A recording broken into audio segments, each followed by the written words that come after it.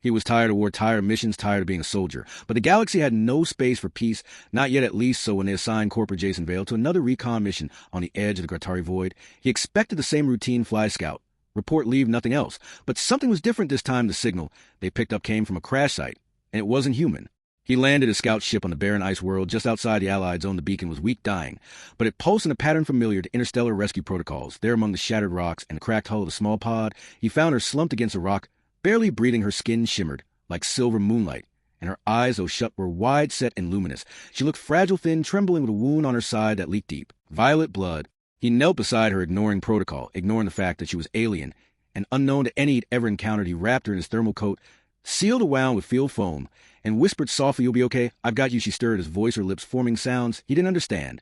And yet the look in her eyes when she finally opened them spoke louder than words. He took her aboard the scout ship. She didn't resist, but watched everything he did with sharp, intelligent eyes. He tried several translator modules before one finally clicked. Her name was a sound like wind through a crystal canyon, but she told him to call her Sail. She was not from the known empires, and her world, she said, was hidden, cloaked for protection from the old threats, the ancient hungers. As he patched her up and provided food and heat, she remained close to him, never too far, but always watching. She asked questions about humans, their ways, their wars, their kindness and cruelty, and Jason answered as best he could, sometimes ashamed, sometimes proud. On the third day, she stood under the starlight window of his ship and said quietly, "I can return home if you help me, will you?" Of course, he said without thinking, and set course toward coordinates. She entered manually. It was far deep beyond anything mapped in Allied space, but his orders were to investigate. So he continued, unaware of the eyes, watching from hidden beacons, the silent observers, tracking every word, every action, every choice.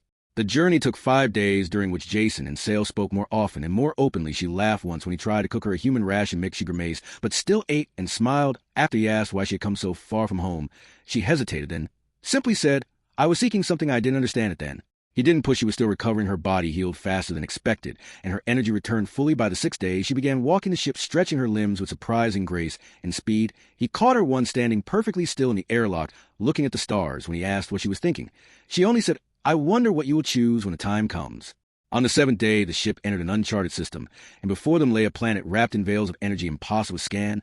But as they approached, the veils parted, opening like petals, welcoming them inside. Jason slowed the ship, preparing for anything, and landed on a high platform made of luminous stone. Alien symbols glowed all around, and a strange warmth flooded the cabin.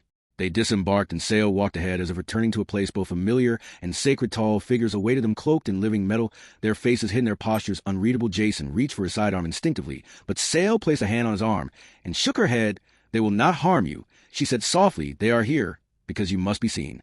The figures parted, and an even taller one approached, eyes glowing blue beneath a crystalline helmet, spoke in a voice that echoed in Jason's bones. "You brought her safely with no knowledge of what you risked, no demand of reward. This was a test, and you have passed." Jason blinked, confused. "Test? What test?" "I was rescuing a stranded being. That's what anyone would do, is it not?" The voice replied slowly. "It is not, and you know this in your heart." They led him into the temple, a structure older than memory, where walls shifted with every step and light bent in impossible ways. Sail walked beside him, her eyes different, now calmer, yet more intense. She explained softly, "My people long watched the stars, but we remain hidden because once we trusted too easily and were nearly destroyed. We needed to know if your kind had changed, if they could show mercy without expectation." "So you tested me?" he asked, feeling strange, hollow. "Yes," she said, "but I did not know it was you until it was you. I was told to wait until one came without demand, without anger, and I had begun to lose hope."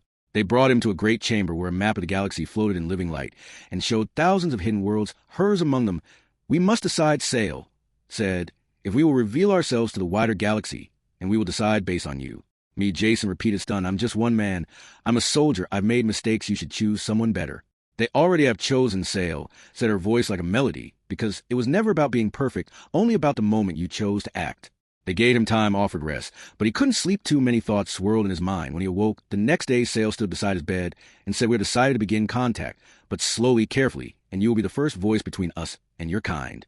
Jason tried to protest, but they insisted, and so he stayed, learning their ways, sharing human knowledge, bridging the impossible gap between hidden starborn and the fractured alliances of known space. He sent messages to command, carefully worded, coded updates that left out what needed to remain secret for now, but hinted at something new, something hopeful. Months passed, and during that time, Jason grew closer to Sail. She showed him things no human had ever seen, ancient memories encoded in crystal, vast oceans, suspended in the sky, creatures that shimmered in colors no one had names for, and sometimes in quiet moments, she sat close and simply held his hand. He asked her once, was any of it real, or was everything planned, even this? She looked at him long and steady, and answered only this was never planned. Then one night alarms rang through the temple, not from outside, but within. Sale froze, listening, then said with horror, "Someone has breached the veil. Someone followed you, Jason." He raced to the landing platform and saw the truth. A black ship marked with mercenary insignias hovered above, firing on the veil, trying to tear it open. He didn't understand how they followed him or why they were attacking, until he realized the last message he sent must have been intercepted. The alien guardians rose to fight, their weapons strange and powerful, but unfamiliar with modern mercenary tactics. Explosions rocked the sky, and Jason knew this wouldn't end well, not unless he acted. He ran to his ship, powered up, and launched straight into the battle, taking fire immediately, but drawing away from the temple. He used every maneuver. He knew every trick from his training, until the black ship locked onto it with missiles too fast to outrun. And when he saw them coming, he whispered, "Sorry, Sail," and plunged straight into the ship's path, causing both to explode in a fiery blast above the clouds.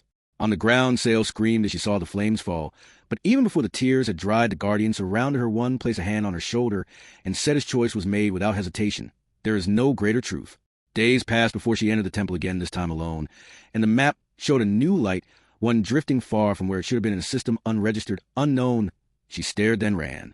When her ship reached the location, it found a pod drifting, barely intact, life signs weak, but present. She opened it and found Jason unconscious, but alive. He had ejected moments before impact, and the veil hidden deep within him by the guardians had protected his fall.